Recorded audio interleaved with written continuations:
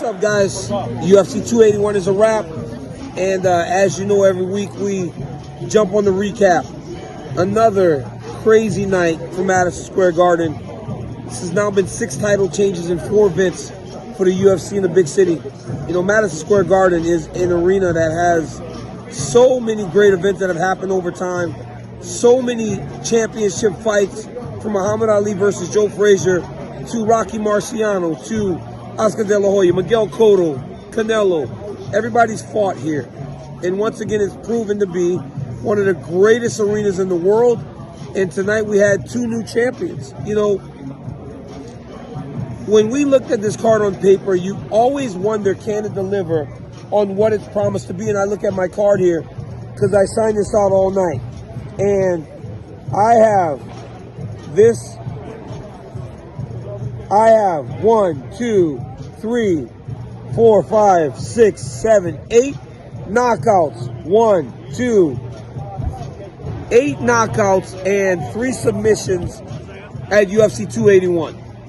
That is a fight card that absolutely delivers. There's not a person in the world that can be upset about the way UFC 281 played out. So let's start at the top. Israel Adesanya takes on Alex Pereira for the 3rd time. You guys know the story. The first 2 fights happened in kickboxing. The question was, can Pereira do what he did in kickboxing? And honestly, he did exactly what he did in kickboxing. This was a competitive fight early. Both of the guys had moments. And I thought Pereira fought decent in round 1 until Izzy hurt him. Round 2, Pereira fought a very good round and outworked him over the course of that entire round. 3rd round, I thought Alex made a massive mistake by trying to step across to take the champion down and got dominated on the floor for the entirety of that round. Great round for Israel Adesanya. 4th round, Izzy once again fights beautifully. He was doing what he was supposed to do in order to retain his championship, and he was cruising. And many a times lately here, we've started to kind of say and speak in definites. Cannot speak in definites in MMA. I was talking like Izzy was done, and he wasn't. Adesanya was doing what he was supposed to do, but you never lost track of the fact that Pereira had the knockout power to change the fight in a moment. And at the end of the 4th round, if you paid attention, Pereira started to press, and Izzy did not like that. That's why he went to the clinch, but he was starting to fatigue himself because he had to wrestle much more than he wrestles normally. Adesanya isn't a guy that spends a ton of time in the grappling. So even though it was allowing him to win, it was still unfamiliar. He was still struggling a little bit as we got into round 5. But I think the key was Glover Teixeira and his team letting Alex Pereira know, and very sternly, if you want to be the champion, you got 5 minutes. And I mean, you got to lay it all out there. That's exactly what he did. He went out there and threw caution to the wind. Generally, we don't see guys press Adesanya that much because the danger in him countering is so great that they don't want to risk it. Well, tonight, Pereira knew that if he didn't risk it, he was going to lose the fight, and he got the job done in round 5. He landed such a short left hook, it hurt Izzy bad. And there are people, guys, even people in the know, that said, I'm not sure I love the stoppage. Doesn't matter. That was a great stoppage because there's nothing worse, guys. There's nothing worse than being finished in a fight. Because your body and your mind tells you, grab him, slow him down, give yourself an opportunity, but there's nothing you can do. Your body fails you. You start flailing. We never see Israel Adesanya with his hands down, taking shots like that. It would have only gotten worse. So I do love the stoppage. It was a just stoppage. It should have happened because it was only going to get worse. This guy hits too hard. You don't want to take unnecessary damage from Alex Pereira because he hits so hard. And also knowing you're going to get an immediate rematch. I know it sucks to lose the belt, but the long-term damage Adesanya would have taken by just getting put to sleep, you may not recover from that, especially against a guy that's done it to you twice. So he's beaten him 3 times now, knocked him out twice, and now Alex Pereira is the new middleweight champion of the world and only 4 fights in the UFC. Glover Teixeira fights next month for the championship.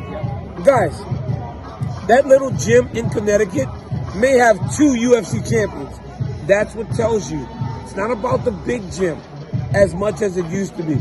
It's about putting yourself in a situation where you can be successful, and it's exactly what Glover and them are doing right now. Zhang Weili became the strawweight champion again. It's hard to live in a world or imagine a world where she isn't the champion, because she seems to be the best fighter in that division.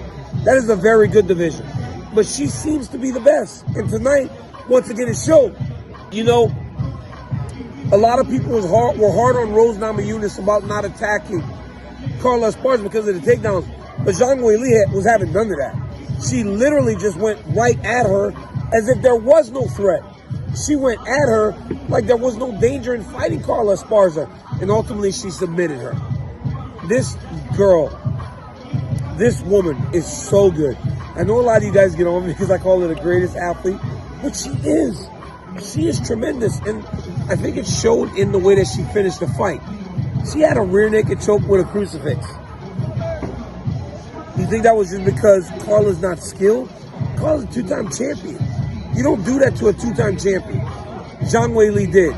And I'm interested to see if she can bring stability to the weight class now, because now this belt has changed hands 2 times in 6 months. From Rose to Carla, Carla now to Zhang Weili. Let's see if this division, which is so deep, becomes a bit more stable now that Zhang Weili is the champion again. What a performance by the young lady from China. She and her entire country will celebrate this victory for a really long time. Dustin Poirier versus Michael Chandler absolutely delivered. It did. I mean, you wondered aloud if this fight could be everything we thought it would be. It wasn't more. I mean, Chandler fought a really good first round. Then Dustin disposes of his nose at the end of round 1. The blood just splattered when he hit him with the left hand.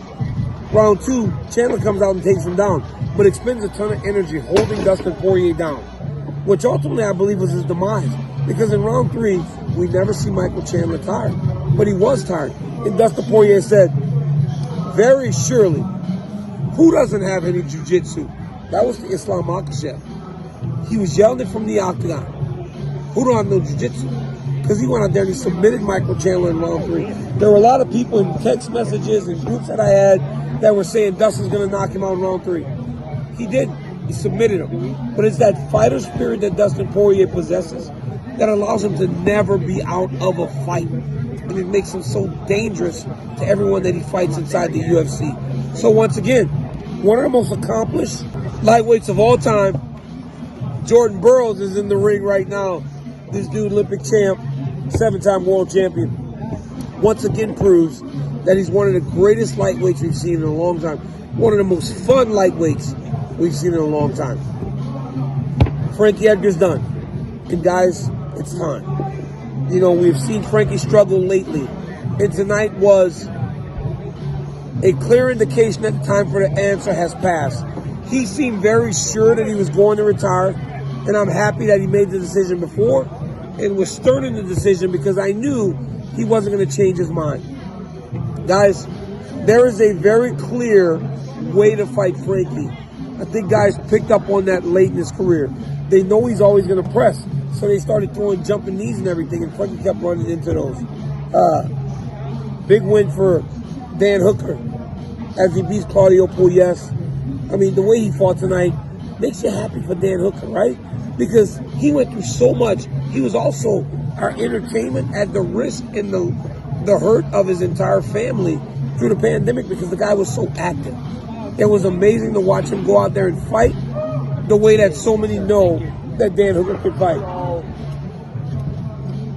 Renato Moicano had the greatest post-fight speech of all time. He speaks about himself in the third person. Asked for money. Everybody else missed weight. So he's probably going to get a $50,000 bonus, and he absolutely deserves it. Huge KO for Ryan Spann over Dominic Reyes. Certainly has.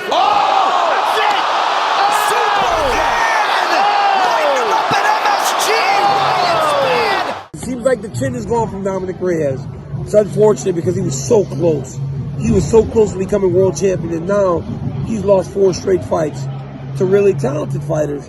But he does not seem to be the guy that he was before anymore. last one, guys, before I get going. Hats off to Erin Blanchfield. It's time to give this young lady some respect. She's 23 years old. And with all the hype that Molly McCann had going into this fight, she was expected to wash her out, and she did exactly that. That fight was never competitive. It was never a competition. And Molly McCann never had any chance to fight or beat Erin Blanchfield. You could see the difference in level. Blanchfield showed that, and she absolutely crushed it. What a fantastic night from New York City. As we have come to expect now from the Garden, this place guarantees phenomenal fights. And once again, UFC 281 delivered. One more time, guys. Hats off to Frankie Edgar. Fantastic career. But let's not give Chris Gutierrez credit because we are all applauding Frankie Edgar. It was a big spot for Chris Gutierrez, and he got it done. He has now won undefeated in 7 fights.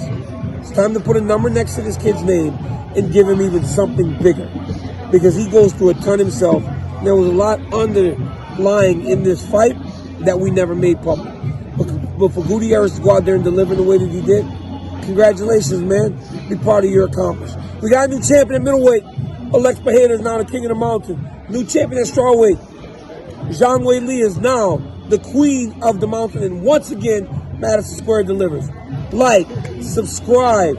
Guys, tell your friends to tell a friend that DC has a YouTube channel. And make sure you always tap in. Until next time, from New York City, peace.